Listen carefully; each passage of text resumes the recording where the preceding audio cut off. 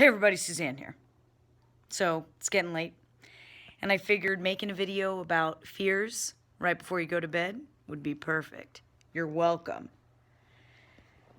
3 fears that I had as a child, very irrational, but very real. I believed them. I don't now, but I believed them at the time. Fear number 1, had a babysitter.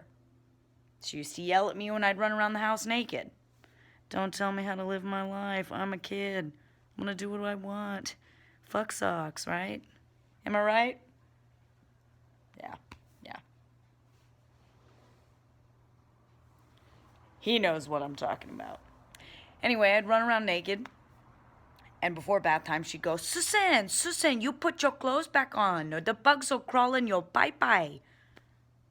And I'm thinking, I don't know what a pie is, but she said it so often, I kind of started to figure out what it was. Lady parts. You fill in the blank.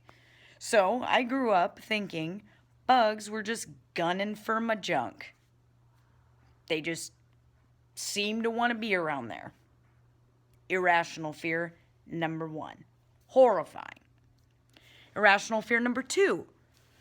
I never used to sleep with any body part touching.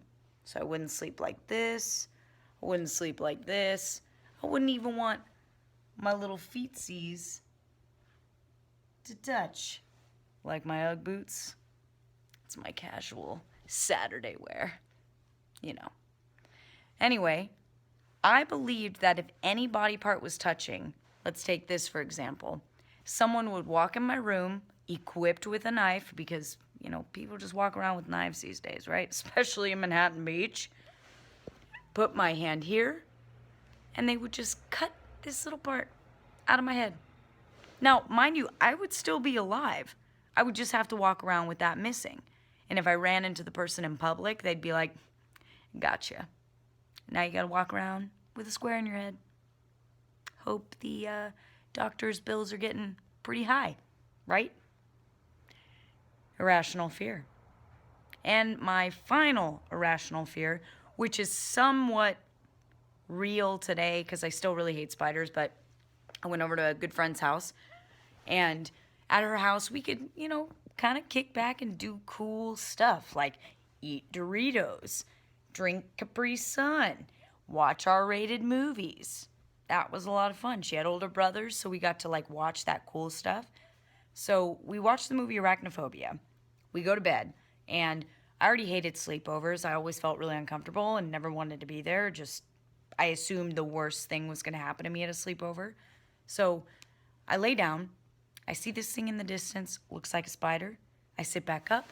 I position myself like so, arms crossed, and I lay down and I say aloud, "Take me now, Grant family."